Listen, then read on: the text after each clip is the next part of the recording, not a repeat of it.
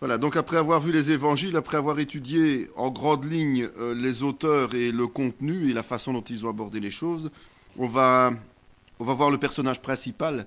Et le personnage principal de tout cela, c'est Jésus. Alors on va voir la personne de Jésus au travers de son histoire, au travers de sa personnalité. On va tracer les grandes lignes parce que les enseignements, on les étudiera par la suite. Mais en tout cas, il est intéressant de voir qui il était et comment les choses se sont. La première façon d'aborder, c'est de voir son histoire. Et son histoire, elle est simple d'un côté et elle est très chargée d'un autre.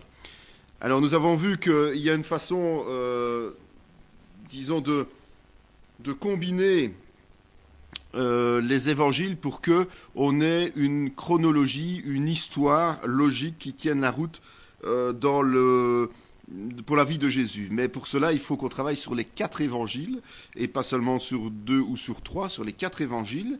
Et on sait que chacun a une certaine manière d'aborder les choses, mais aussi une certaine chronologie, respectée ou non. Donc, la meilleure façon est de faire un tableau de nouveau. Tableau qui sera un peu à l'identique que ce qui précédait, mais à simplifier, où sur une page, je vous ai mis tous les événements principaux et les endroits dans lesquels vous pouvez les trouver, sans les références bibliques. Là, il faut se reporter aux harmonies des évangiles. Mais ici, le but était de souligner en fait la progression de Jésus dans son ministère au travers des faits vraiment essentiels, comme par exemple le début de ministère, un départ de tel endroit pour aller vers un autre, des points précis quand il choisissait les disciples, ou bien quand il portait des enseignements concrets, quand il a institué la Sainte Seine. Donc tout ça, vous aurez dans un tableau tout simple d'une page. Et on va maintenant, évidemment, aller un petit peu plus loin, sans aller dans les moindres détails, mais un petit peu plus loin, pour chaque étape importante de cette vie. On sait qu'il reste des inconnus, on sait qu'il y a des énigmes, on sait que bon, tout ne pourra pas être retracé ou en tout cas découvert, mais je crois que les évangiles nous donnent suffisamment d'informations que pour pouvoir affirmer un certain nombre de choses, et que toutes ces choses que nous pouvons affirmer sont suffisantes que pour avoir une bonne idée vraiment de ce qu'était la vie de Jésus. Alors la première chose, c'est qu'on parle de sa naissance et de son enfance. Alors, Jésus est né dans une région qu'on appelle aujourd'hui la Palestine. Ça a été dénommé, vous avez vu dans l'histoire d'Israël, Palestine, bien plus tard que Israël ou Juda. Mais bon, la Palestine est un petit territoire qui est situé en bord de Méditerranée, et dans ce territoire, il y a un grand lac, ce qu'on appelle la mer de Galilée, et ce lac est alimenté par le Jourdain, qui va par la suite alors vers la mer Morte. Mer Morte, pourquoi? Parce que c'est une mer qui n'a aucune issue, et donc l'eau finit là et stagne là. Alors, à l'époque de Jésus, il y a 3 grandes régions juives. Vous savez que les Juifs sont sous la tutelle romaine à cette époque, mais il y a quand même 3 grandes régions. Alors, on a au nord la Galilée, et en Galilée, il y a la fameuse ville de Nazareth dont on parle régulièrement. Il y a la Judée qui est au sud, avec des villes comme Béthanie, Jéricho, Jérusalem et Bethléem. Et puis au milieu, il y a la Samarie.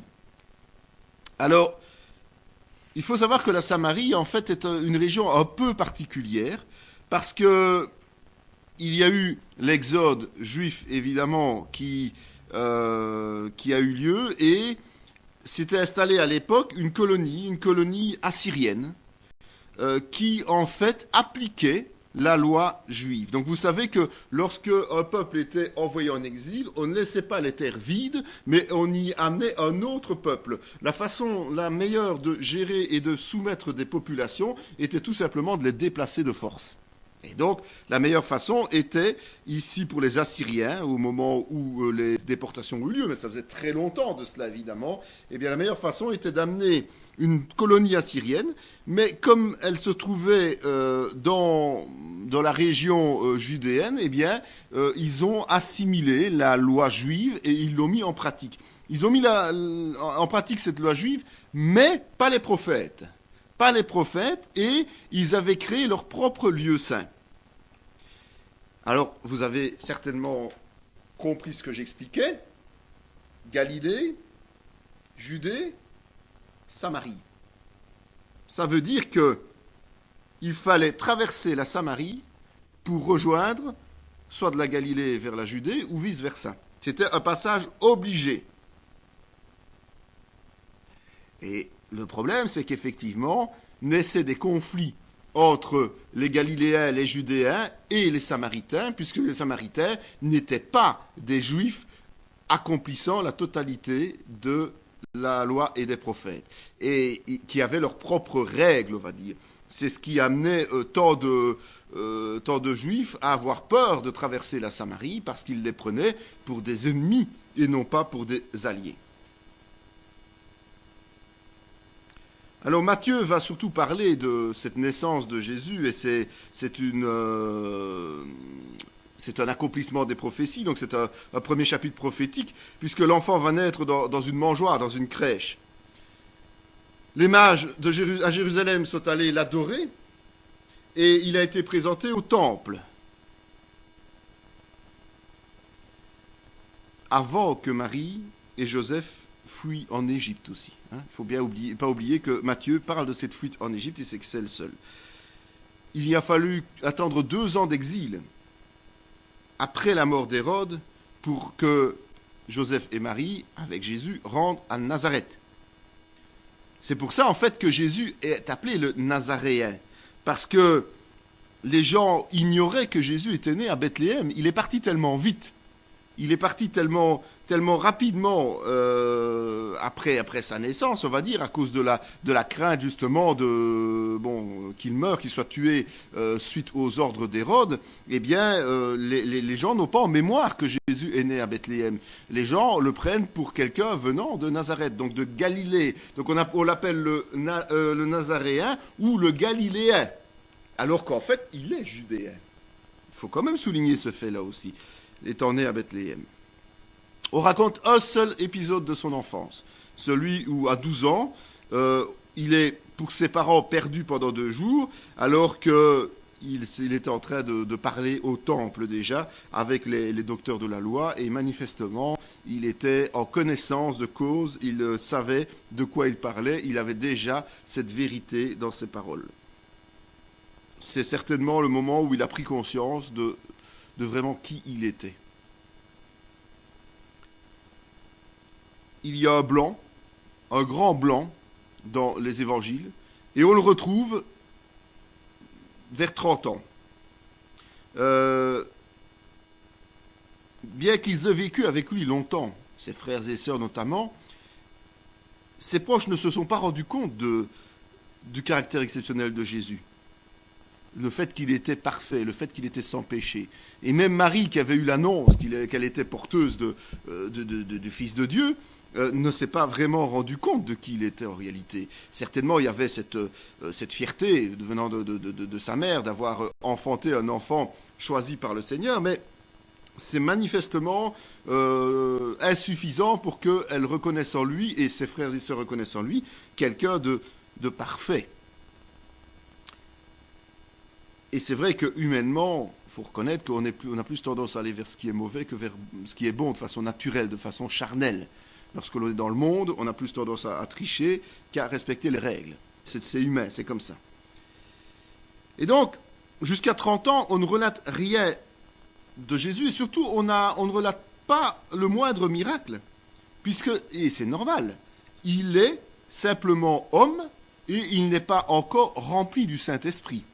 Ce n'est pas parce qu'à 12 ans, il a pris conscience de son état et de son appel. Ce n'est pas parce qu'à 12 ans, il connaissait déjà la parole et il pouvait converser avec des docteurs de la loi qu'il était, pour cela, rempli de la puissance de l'Esprit. Il n'est pas rempli de la puissance de l'Esprit. Et il faut savoir que seul le Saint-Esprit permet d'entrer dans le ministère. Et il n'y avait pas d'exception pour Jésus. Donc, Jésus n'est pas un homme supérieur aux autres hommes. Soyons bien clairs, Jésus est Dieu, fait homme, et tant qu'il a sa condition d'homme, il ne va pas être actif. Pour devenir actif, il faut que, comme pour tout chrétien, et comme il a fait pour ses apôtres par la suite, on attende le baptême du Saint-Esprit. Ça, c'est essentiel aussi à souligner et à reconnaître. Et donc, il est venu avec cette intention de servir, il est venu avec cette intention de servir et pas de diriger. C'est un fait, même s'il a été reconnu comme maître. Et au départ, je vous dis, sans l'onction du Saint-Esprit, il ne va rien faire. Son ministère va durer 3 ans, plus ou moins. Il n'y a pas de date précise dans la Bible, mais il y a quand même des notions et des périodes qui permettent de définir ces temps, puisque, bon, notamment, il y a des références aux fêtes traditionnelles que l'on peut fixer dans le temps. Et on peut diviser son ministère justement en 3 périodes, en 3 années. Ce n'est pas nécessairement des années de 12 mois, soyons clairs, mais quasiment. La première année qu'on peut déterminer comme celle de l'obscurité ou du début. La deuxième année où il avait une faveur publique extraordinaire, où les foules le suivaient, où les foules l'adoraient. Et la troisième année où là, l'opposition est apparue. Donc il a commencé à perdre la faveur publique. Il a commencé surtout à recevoir une opposition forte de la part de l'autorité des religieux. Et c'est dans cette troisième année qu'on va vers la dernière semaine, évidemment, avec le dimanche des rameaux, l'arrestation, Pâques, croix et résurrection. Il faut essayer de se remettre dans le contexte. Et il faut se rendre compte que sur 3 années, il a été accompagné par des disciples et que ces disciples l'ont perçu évidemment de manière différente en fonction de la période, en fonction des temps. Au début, ils l'ont vu comme un homme de miracle, un homme qui enseignait. Et puis, ils ont été partagés dans une situation où il y a eu l'annonce de sa mort et la réalité de la mort de Jésus. Donc, ils ont fait une progression au niveau de leur contact avec Jésus, de leur apprentissage avec Jésus, de la connaissance de Jésus et des plans de Dieu. Au début du ministère, les disciples ne se sont jamais doutés que Jésus allait être crucifié, soyons clairs. Et même au milieu du ministère, ils ne savaient toujours pas, ou ils n'avaient toujours pas réalisé. Jésus leur a annoncé à un moment donné cette mort par la croix et cette résurrection, mais ils n'ont pas su tout de suite et ils n'ont pas non plus compris tout de suite. Il faut être bien clair avec ça aussi. Alors on va un peu maintenant analyser ces 3 années pour bien se rendre compte de ce qui s'est passé. Et donc la première année qu'on a intitulée l'année de l'obscurité. C'est Jean qui la raconte et ça se passe surtout en Judée. Les évangiles synoptiques, comme je vous l'ai dit, démarrent beaucoup plus tard, démarrent en Galilée principalement. Alors, le premier acte public de Jésus est son baptême. Baptême que Jean-Baptiste lui a d'abord refusé. Parce que Jean-Baptiste était prophète, nous savons. Et Jean-Baptiste s'est rendu compte de qui était Jésus. Lui, il a eu la conviction au fond du cœur dès le départ que Jésus était bien le Messie. Et donc, Jean-Baptiste a d'abord refusé de le baptiser, s'estimant indigne. D'accord ? Après le baptême, qui a été accompli parce que Jésus a absolument insisté en disant que les choses devaient se dérouler ainsi, eh bien, le Saint-Esprit est descendu sur Jésus comme une colombe. Jean-Baptiste est quelqu'un de particulier. Jean-Baptiste a une mission parallèle à Jésus, surtout une mission d'anticipation par rapport à Jésus. Et Jean-Baptiste a fait son travail pendant que Jésus, lui, était en stand-by quelque part, était en attente. Et Jean-Baptiste arrive à un moment donné à être au sommet de son œuvre quelque part quand Jésus arrive, et donc il faut que lui soit abaissé pour que Jésus prenne position. Et Jean-Baptiste va annoncer que Jésus va baptiser de Saint-Esprit et de feu, alors qu'il ne l'a même pas vu. Pourquoi il ne l'a pas vu ? Mais parce qu'en fait, Jésus est en train de commencer son ministère. Jean-Baptiste le rencontre. Jean-Baptiste va se faire arrêter. Jean-Baptiste sera exécuté. Et quand Jésus baptisera d'esprit et de feu, c'est à quel moment ? C'est à la Pentecôte. Donc Jean-Baptiste est réellement prophète. Et en rencontrant Jésus, il reconnaît qui il est, mais il annonce aussi ce qu'il va faire. C'est Jean qui nous l'enseigne, ça. Et c'est 3 ans plus tard que ça va se réaliser, cette prophétie. J'insiste sur le fait que Jean-Baptiste, même s'il était prophète, et même s'il était le plus grand des prophètes, comme Jésus l'a dit, a eu à un moment donné quelques doutes, quand il était en prison, sur le fait de savoir si Jésus était oui ou non le Messie.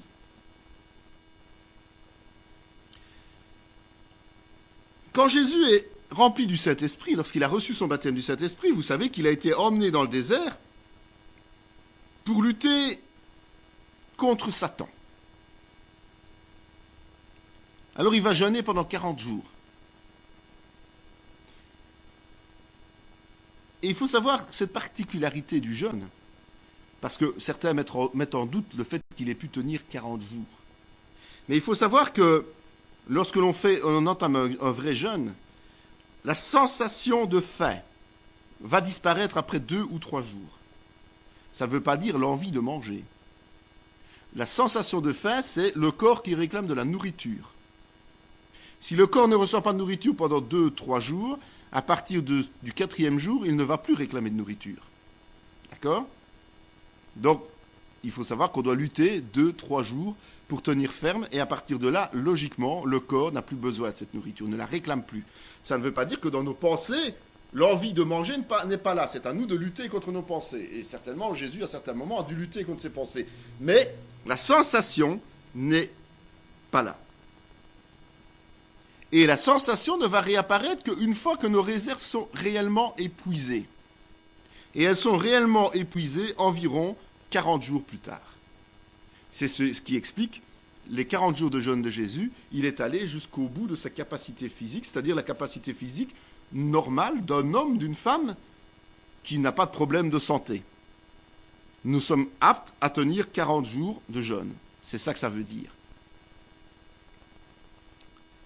Et c'est seulement quand il a cette sensation de faim, mais cette vraie sensation de faim, quand le corps réclame à nouveau de la nourriture, que le diable va le tenter. Donc il attend le moment où il est le plus fragile, le plus sensible, pour lui donner le coup qu'il espère fatal.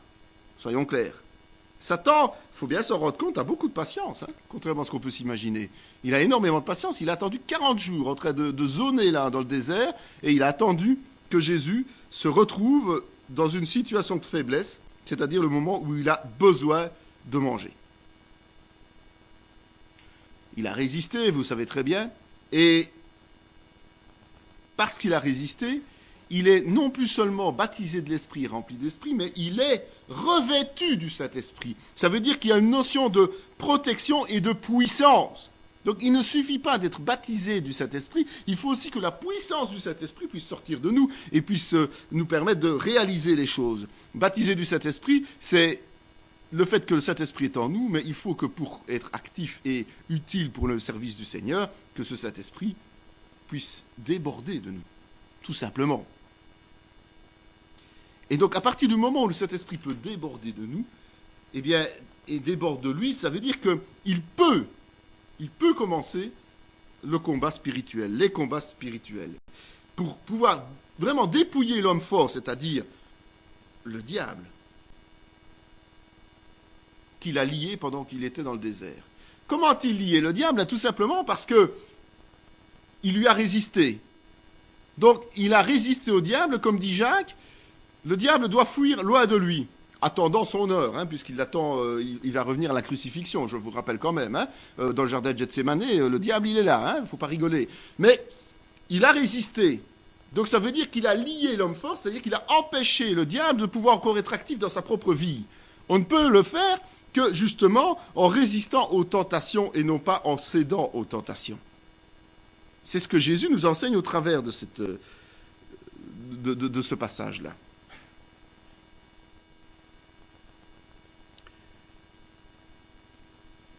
Il est prêt pour le combat. Et donc, ce n'est pas parce qu'il a lié l'homme fort que le mal est gagné.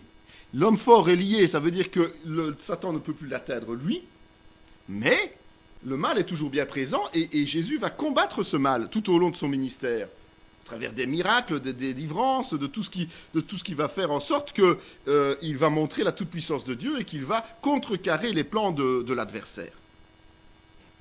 On sait que c'est aussi à ce moment-là, dans ce temps-là, que Jean-Baptiste, qui commence à s'effacer, puisque son rôle est terminé et que c'est Jésus qui doit être mis en évidence, va commencer à introduire ses disciples auprès de Jésus. Donc dans les disciples de Jésus sont présents les disciples de Jean-Baptiste, ceux qui dès la première heure ont suivi Jean-Baptiste. Sauf un certain nombre, c'est-à-dire les plus proches, qui eux vont accompagner Jean-Baptiste jusqu'à la fin. Ce sont ceux-là que Jean-Baptiste enverra d'ailleurs pour poser les questions à Jésus lorsqu'il aura quelques doutes. Donc il envoie ses plus fidèles serviteurs. Mais ceux-là l'accompagneront jusqu'à sa mort. Jésus devient nettement plus attractif que Jean-Baptiste. Il devient plus attractif de manière naturelle parce que tout simplement, c'est un homme de miracle. Jean-Baptiste est un homme qui appelle à la repentance et qui baptise. Jésus, lui, est un homme de miracle, c'est-à-dire qu'en plus de cela, il utilise la puissance de Dieu pour faire des signes tellement spectaculaires que les gens vont s'attacher à lui de façon progressive peut-être, mais en tout cas de façon beaucoup plus ferme. Et non seulement Jésus va bénéficier des disciples que Jean-Baptiste lui envoie, en disant « moi j'ai terminé, allez vers celui que Dieu a envoyé », mais il va tout doucement lui aussi s'attacher ses propres disciples, c'est-à-dire ceux qu'il va choisir lui-même pour le servir.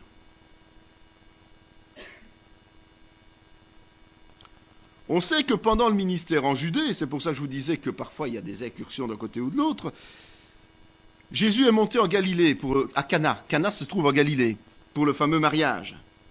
Et quand il est reparti donc, de Galilée, quand il est revenu vers la Judée, c'est le fameux épisode où il a décidé de chasser les vendeurs dans le temple. C'est dans la première année de son ministère que Jésus fait ça. Pour la première fois, on sait qu'il y aura, le dimanche avant la Passion, une seconde action de ce type qui est racontée là dans les évangiles synoptiques. Mais Jean positionne la situation, c'est cette première action de colère de la part de Jésus-Christ au tout début de son ministère. Il y aura aussi cette fameuse entrevue secrète avec Nicodème. Et donc c'est intéressant de voir ce fameux naître de nouveau qu'il a avec Nicodème.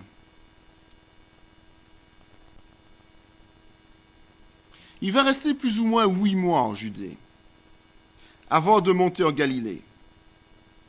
Et il faut savoir un fait quand même auquel on ne prête pas toujours attention, c'est qu'au début, en Judée, Jésus baptisait.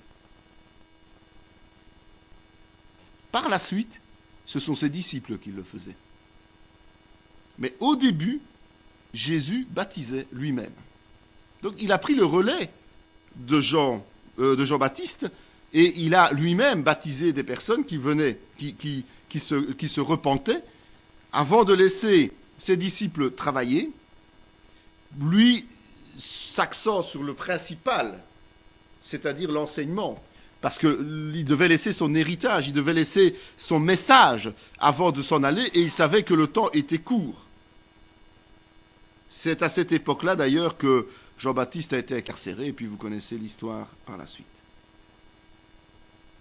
Il a aussi donc quitté cette Judée pour aller vers la Galilée, vous avez vu pour les noces de Cana, mais après, pour entrer dans sa deuxième année de ministère, il va traverser la Samarie et au puits de Jacob, à Sichem, il va rencontrer une brave dame qui s'appelle la Samaritaine et qui aura ce dialogue aussi avec lui. Et donc c'est intéressant de connaître un petit peu ce qui s'est dit, la manière dont ça s'est passé, et c'est les choses que nous apprendrons au fur et à mesure de l'évolution. Mais sachant que nous situons donc cette rencontre avec la Samaritaine à un tournant de son ministère, donc il quitte la Judée et il part vers la Galilée. Donc il remonte vers cette Galilée et automatiquement il traverse la Samarie comme tous les autres Juifs devaient faire. Il n'avait pas décidé de survoler ou de voler ou de se catapulter. Il a décidé comme tout le monde de marcher et comme un homme et de traverser ce pays hostile pour aller de l'autre côté. C'est la deuxième année de son ministère, année qui peut être considérée comme une année de succès de foule même. Alors cette année, elle s'est déroulée presque uniquement en Galilée, et c'est souvent autour de Capernaum. Ça se trouve à l'ouest de la mer de Galilée, mais on ne sait pas où il logeait. On sait qu'il était souvent dans cette région, mais la parole nous dit très peu où Jésus logeait, en fait. On ne sait pas. Parfois chez l'habitant peut-être, mais souvent sur les routes, à mon sens. Et comme il le dit si bien, il n'avait même pas un oreiller à mettre sous sa tête. Donc il est clair qu'il a certainement souvent logé à la Belle Étoile. Luc nous dit qu'il est allé à Nazareth. Et là-bas, c'est son fief pourtant, puisqu'il est considéré comme nazaréen, comme galiléen. Et il se rend compte qu'il est quasiment impossible pour lui d'enseigner, parce qu'il est rejeté par ses proches. Pourtant, et on le voit au travers de Jean, il a accompli beaucoup de miracles. Et quand il arrive en Galilée, quand il arrive à Nazareth, sa renommée le précède. Les gens savent que c'est un homme qui a fait beaucoup de miracles. Mais même sa propre famille s'oppose à lui. Ils sont durs, ils sont résistants. C'est incroyable. C'est un peu comme aujourd'hui. Il faut quand même l'admettre, que souvent ce sont nos proches qui sont les plus durs, les plus résistants, les plus imperméables à l'annonce de l'Évangile quand nous sommes, nous, touchés et que nous avons envie de leur en parler. Il faut du temps. Et c'est vrai que c'est important de le savoir, que Jésus est passé par là. C'est important de savoir que nous devons nous y préparer.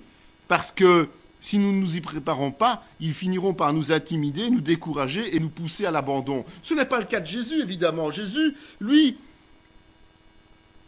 est l'homme parfait, est l'homme qui doit accomplir les choses. Et donc, il va à Nazareth puisque c'est prévu comme tel et il veut nous l'enseigner. N'oubliez pas quand même que tout le ministère de Jésus est un enseignement dans sa globalité et dans ses détails pour chacun d'entre nous. Donc, il va d'abord vers ses proches, où il se fait rejeter. Et c'est vrai que ça a été le phénomène général de Jésus. C'est qu'il s'est retrouvé dans des conflits perpétuels. Quand c'était pas ses proches, on voit qu'après, ça a été les religieux, les chefs religieux, tout ce qui s'ensuit. Il s'est toujours retrouvé dans un conflit perpétuel parce qu'il était engagé. Et c'était quelqu'un qui vivait dans la vérité, c'était quelqu'un de vrai. Il est beaucoup plus facile de s'entendre avec le monde, de faire des compromis. Il est beaucoup plus difficile de s'engager dans la foi. Parce que la foi nous oblige à être tel que Jésus l'était, c'est-à-dire engagé et vrai. Il faut bien démystifier le fait d'être dans le conflit. À la lumière de Jésus, avoir des conflits, ce n'est pas avoir mauvais caractère. Jésus n'avait pas mauvais caractère. Jésus était quelqu'un qui était rempli d'amour. Et ce n'est pas quelqu'un qui était sur une mauvaise voie, il était dans la vérité. Le fait d'être en conflit permanent est simplement provoqué parce qu'il était dans une position tout à fait contraire. Il était en opposition complète par rapport à l'ambiance générale. Aujourd'hui, comme à l'époque de Jésus, il y avait vraiment un laxisme au niveau moral, là où il était et là où nous sommes.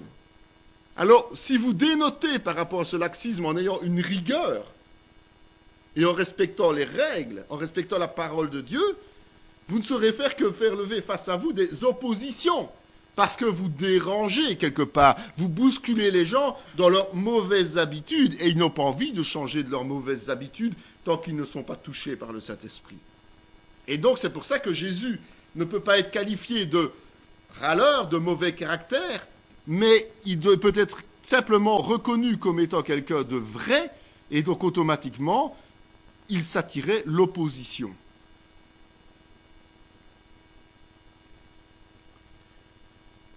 Contrairement à ses proches, contrairement à sa ville d'origine.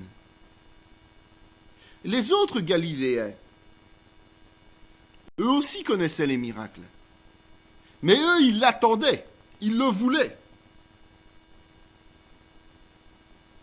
Et il va rayonner, il va vraiment avoir une aura importante pendant toute cette année de ministère, où il retournera régulièrement à Capernaum. Jean nous en parle aussi de cela.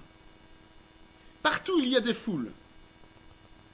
Et parfois, il est même empêché de rentrer dans des villes tellement la foule est compacte et qu'il doit s'arrêter là, il doit s'arrêter, il doit les enseigner, il doit les encourager, il doit les reprendre, il doit faire son travail.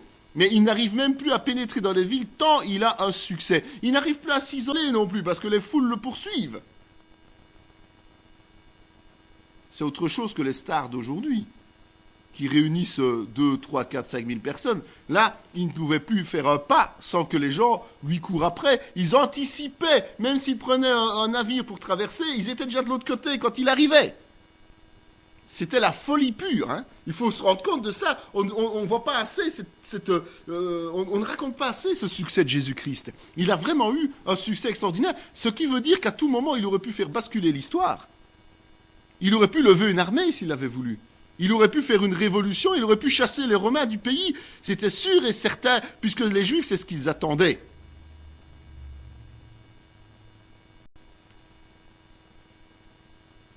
Pendant cette période en Galilée, Jésus est encore allé une fois à Jérusalem. On en parlera un petit peu après. Arrive la 3e année, celle de l'opposition, on va dire, farouche. Les 6 premiers mois de cette première année, donc la première moitié, restent dans la continuité du ministère en Galilée. Et Jésus va, au lieu de rester, d'aller vers les villes et d'aller vers les foules, va plutôt, alors là, s'orienter vers les petits villages. C'est quand même intéressant de voir que,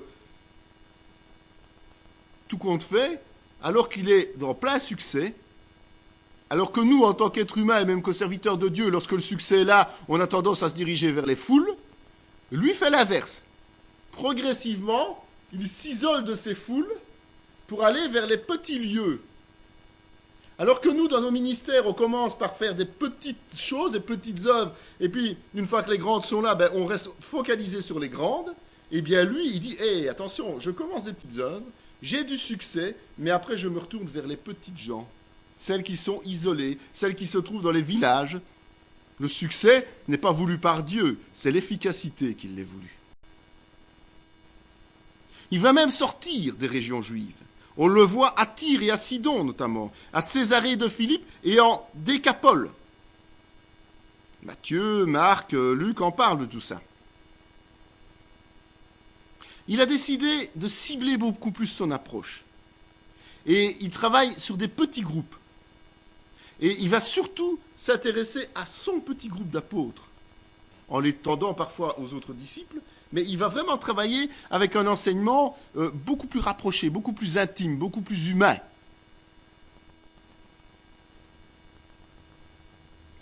Il y a un événement qui se produit, et qui est un événement phare qui coupe le ministère en deux, c'est la transfiguration.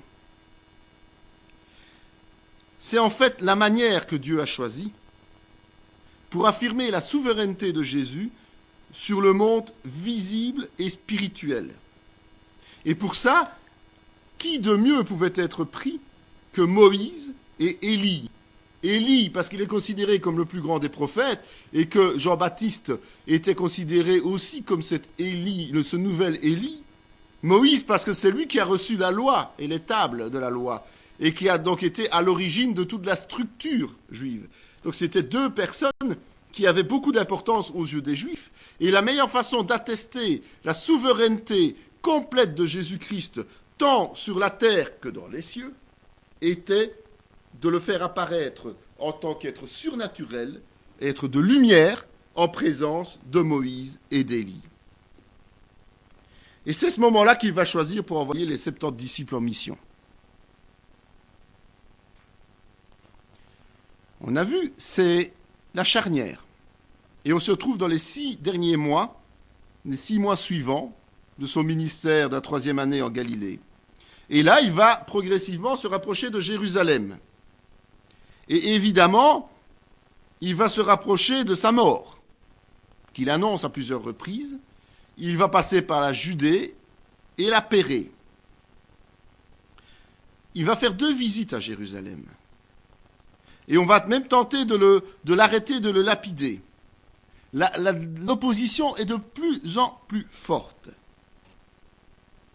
Et plus ou moins 1 mois avant la fin, il va ressusciter Lazare. Et là, le Sanhédrin va prendre sa décision, celle de le faire mourir. Il n'a pas encore la date d'exécution, mais la décision est prise.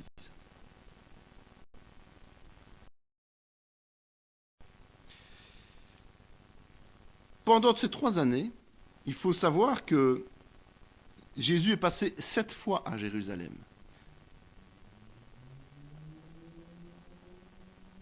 C'est quand même l'endroit où tout doit se dérouler. Et il a voulu marquer que c'est bien là qu'il est venu accomplir librement son travail. C'est Jean qui va répertorier le plus de passages de Jésus à Jérusalem. Il va en répertorier 5. Les 2 dont il ne parle pas, c'est ceux de l'enfance. La présentation au temple et la rencontre avec les docteurs de la loi, ça c'est Luc qui les raconte. Les 5 autres, c'est principalement Jean qui en parle. C'est la première purification du temple à la Pâque, la guérison à Bethesda, la fête du tabernacle, la fête de la dédicace et la passion, évidemment, lorsque là Jésus arrive.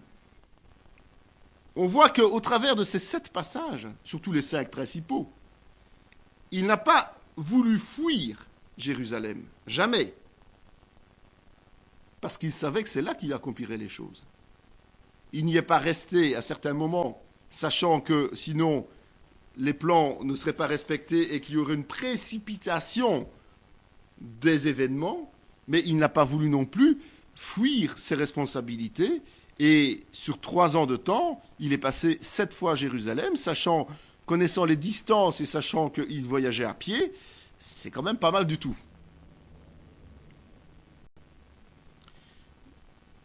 Les faits les plus remarquables, évidemment, et qui sont le mieux détaillés, c'est au niveau historique, au niveau réel, ce sont les derniers moments. Et on va voir dans les évangiles que ce sont les 6 derniers jours avant l'arrestation qui représentent la partie proportionnellement la plus importante des évangiles. À ce moment-là, il va arriver à Béthanie. À Béthanie pour loger chez des amis. Les amis, c'est Marthe, Marie et Lazare. Lazare qu'il a ressuscité peu de temps avant. Et en arrivant à Béthanie, il va passer une demi-journée à Jérusalem avec des pèlerins. Donc il s'est mélangé à la foule pour aller justement dans la capitale. On sait bien qu'on arrivait à Pâques, donc les pèlerins arrivaient de partout.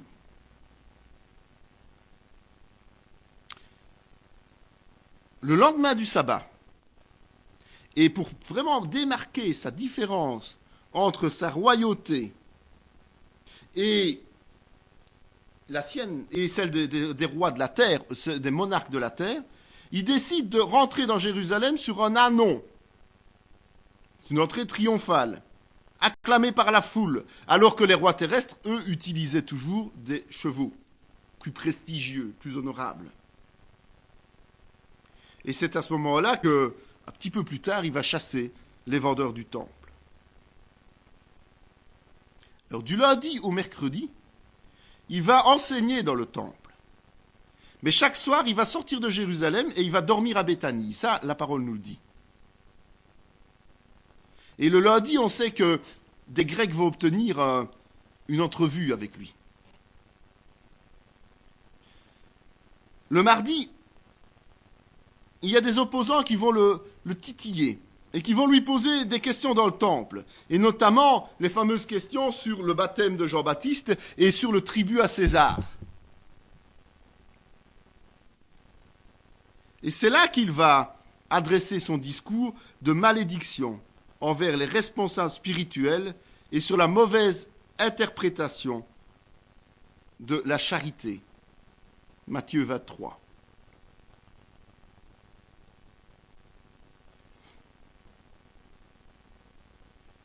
Le mardi soir, c'est là que les autorités ont décidé vraiment sa mort de manière définitive. On sait qu'ils avaient déjà envisagé de le faire mourir un mois plus tôt lorsque Lazare a été ressuscité, mais là, c'est inéluctable, ils vont le faire mourir, c'est proche. Mais elles ont un problème. Elles sont confrontées à deux choses, ces autorités juives. C'est qu'elles ont la foule qui vient d'accueillir Jésus en triomphe, et ils ont peur de se mettre la foule à dos. Et de l'autre, on a la loi romaine. La loi romaine qui interdit aux Juifs de mettre à mort. Parce que c'est le gouverneur romain qui garde toute autorité. Judas s'est présenté au Sanhédrin. Il sait où, quand et comment trouver Jésus, même s'il fait la nuit tombante. C'est ça qu'ils avaient besoin de Judas ou de quelqu'un, d'un traître pour trouver Jésus. C'est parce qu'ils sont allés chercher en soirée. Ils seraient allés chercher en pleine journée, vous imaginez, ils avaient peur panique. Il fallait le prendre en traître, il fallait le prendre le soir. Le jeudi soir, c'est le dernier repas de Pâques et la prière sacerdotale. Et on sait que Jésus est sorti dans le jardin de Gethsémanée pour prier. C'est là qu'il est arrêté et c'est là qu'on va l'amener devant le grand prêtre. Les évangiles vont nous expliquer maintenant qu'il va y avoir un certain nombre d'épisodes, un certain nombre de choses qui vont se passer entre l'arrestation de Jésus et la décision de le mettre à mort, la sentence qui va tomber, donc la condamnation. Il y a d'abord un procès religieux de Jésus. Et il se fait par les Juifs, puisque c'est basé sur la religion juive. Et ça va se réaliser en 3 épisodes, en 3 étapes.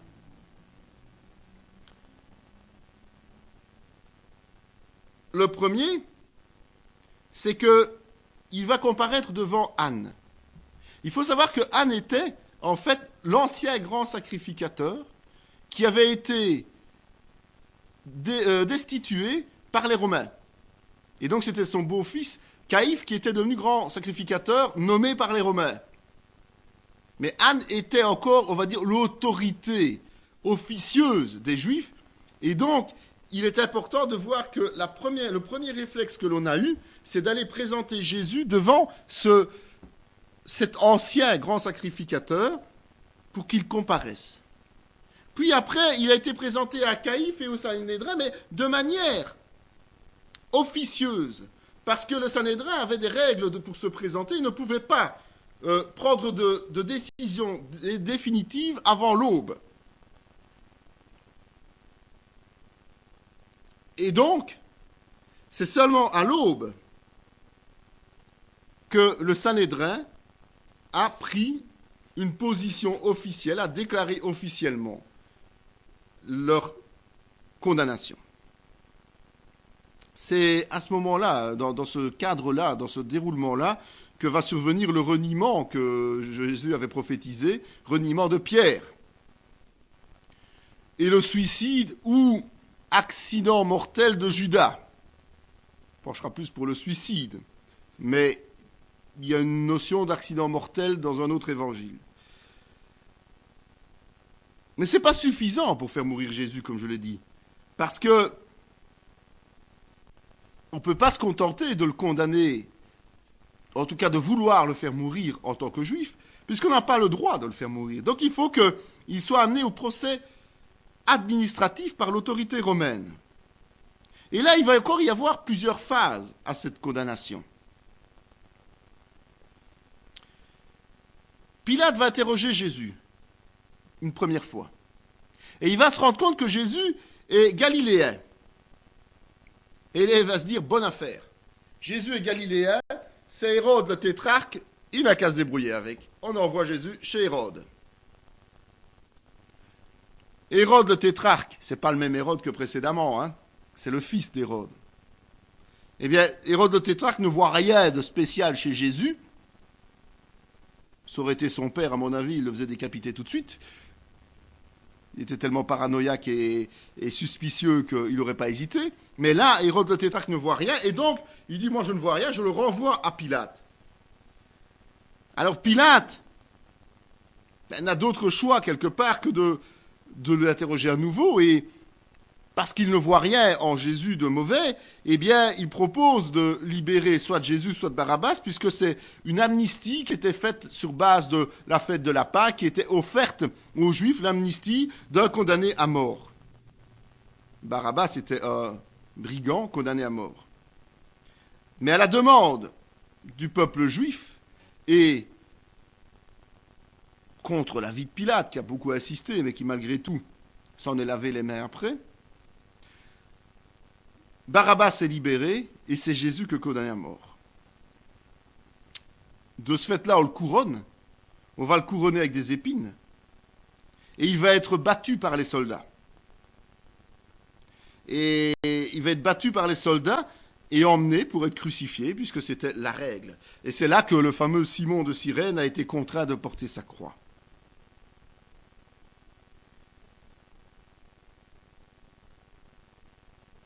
En allant vers Golgotha, donc le lieu du crâne, le lieu où on condamnait et on exécutait les sentences romaines, Jésus va avertir les femmes que, parce qu'il n'y a que les femmes qui l'accompagnent en pleurant, hein, soyons clairs, il va les avertir qu'un jugement va tomber sur Jérusalem. Il va en fait un peu leur rappeler ce qu'il a déjà dit précédemment. Arrive la crucifixion. Il faut bien se rendre compte du délai, hein. En une seule nuit et une matinée, Jésus a été jugé et amené pour être exécuté. Hein. Ce n'est pas un truc qui traîne en longueur, on en parle longuement dans la parole, mais tout ça s'est déroulé en une nuit et un jour. Sa mort, une nuit et un jour. Quand il est arrivé sur le lieu du supplice, en fait, on lui a proposé le fameux vin mêlé de fiel, avant de le clouer sur la croix entre les deux brigands. En fait, le vin mêlé au fiel était une façon d'étourdir celui qui allait être crucifié, parce que la crucifixion était tellement cruelle, on plantait des clous dans les mains, enfin en tout cas ici juste entre les deux os, radius et cubitus, et on clouait ces clous, mais ce n'étaient pas des clous comme maintenant, c'était des trucs énormes, et donc on leur donnait du vin et du fiel, pour justement atténuer. Ils étaient un peu sonnés, un peu groggy. Ils étaient un peu sous, quoi, tout simplement. Jésus le refuse, parce qu'il veut accomplir parfaitement ce qu'il a été amené à faire, et il ne peut pas perdre à ce moment-là la maîtrise de la situation. Donc il est entre les brigands, et c'est là qu'il va prononcer le pardon pour ses bourreaux. Les soldats enlèvent ses vêtements, ils le laissent nu sur la croix, et les Juifs se moquent de lui. Ça, ce sont les points importants qu'il faut quand même souligner. Pendant qu'ils sont sur la croix, ils parlent entre lui et les brigands. Pas longtemps, mais ils se parlent ensemble. Et il y en a un des deux qui se voit promettre son entrée au paradis. Et c'est à ce moment-là qu'il va aussi présenter, entre guillemets, Jean et Marie, c'est-à-dire qu'il va confier l'un à l'autre. On voit qu'à ce moment-là, Jean est là, le seul. Les ténèbres vont envahir le ciel. Et les ténèbres vont envahir le ciel pendant 3 heures. De midi jusqu'à 15 heures. Et ces ténèbres sont là parce qu'il faut souligner quelque chose de terrible. C'est que Jésus a un sentiment d'abandon par le Père, parce que tout simplement, il prend tout le péché sur lui et qu'à ce moment-là, le Père qui est saint ne peut plus être en communion avec son Fils. Et donc, il autorise quelque part que les ténèbres soient humainement visibles par tous les yeux qui sont présents. C'est un signe visible que Dieu donne de la noirceur du péché du monde.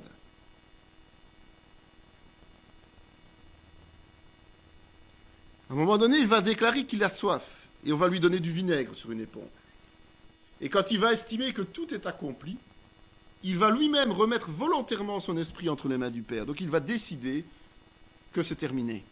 Il sait que tout est fait, il peut se retirer. Et c'est là que le fameux épisode du rideau du temple va se déchirer en deux et que les soldats romains vont reconnaître qu'il était bien le Fils de Dieu.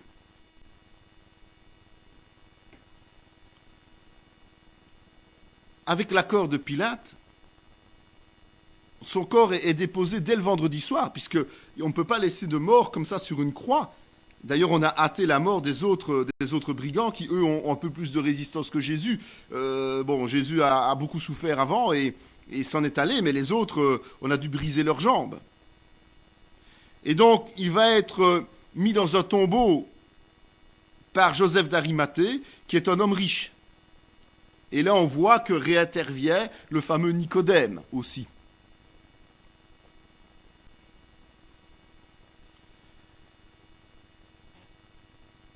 Donc Jésus est décédé le vendredi. Le lendemain, c'est jour de sabbat, et donc on ne peut rien faire de particulier, et la Bible ne parle pas du tout de ce qui s'est passé. Rien n'est décrit dans les évangiles, puisqu'il va s'agir d'un jour de repos imposé par la loi. Mais c'est le dimanche que les événements vont se précipiter. Avant le lever du soleil, donc dès qu'elles le peuvent, dès qu'on va pouvoir le bouger, juste avant que les Juifs puissent se mettre en route, un ange va venir et rouler la pierre qui se trouve pour obstruer le tombeau. Vous savez, les tombeaux, ils étaient creusés dans les rochers et on roulait une grosse pierre devant pour fermer la porte, tout simplement. Et les femmes, encore elles, en premier, veulent aller rendre les derniers hommages au corps de Jésus-Christ. Et donc, dès qu'elles le peuvent, dès que le sabbat est terminé, elles se mettent en route. Et elles se rendent compte que le corps n'y est pas. Alors c'est Marie de Magdala qui va courir l'annoncer à Pierre et à Jean. Et les autres femmes restent au tombeau. Et ces autres femmes voient deux anges. Et les deux anges annoncent la résurrection. Et Pierre et Jean, à qui on dit que le corps n'est plus là, vont courir. Et accompagné de Marie, évidemment, de Magdala.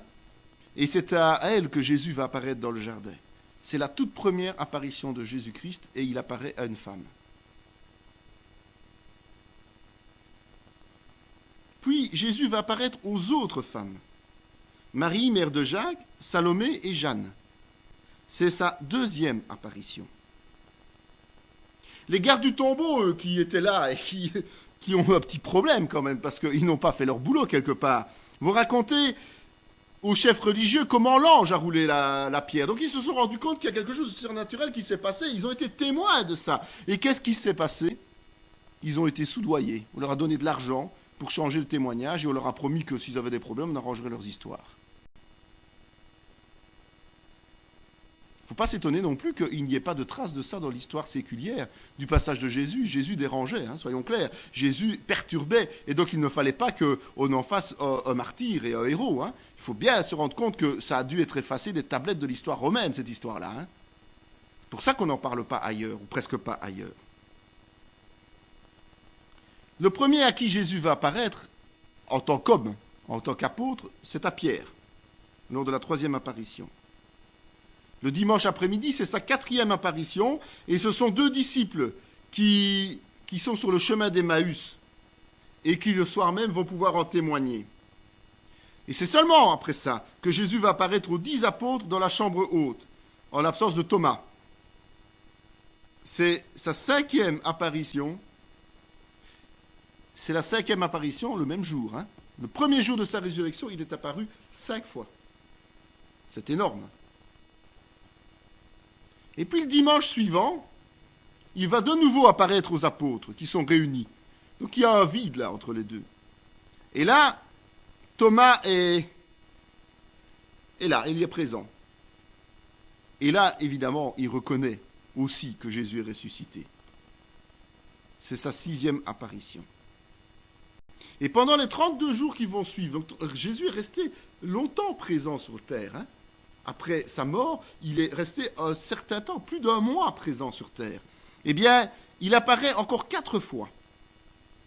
d'abord à 7 disciples sur le bord de la mer de Galilée, lorsque la fameuse pêche miraculeuse, la seconde pêche miraculeuse.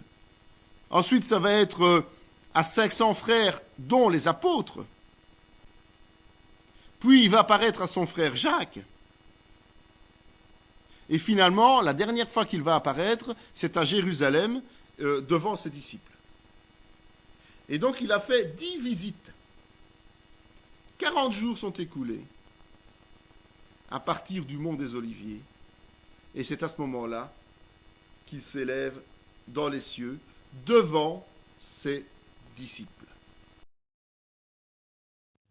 Cette vidéo fait partie intégrante de la formation en théologie pratique dispensée par la mission de théologie Emmanuel de Parakou, Bénin, sous l'autorité académique du Centre chrétien Emmanuel SBL, Spa, Belgique. Pour mieux connaître nos activités, voici nos différentes adresses.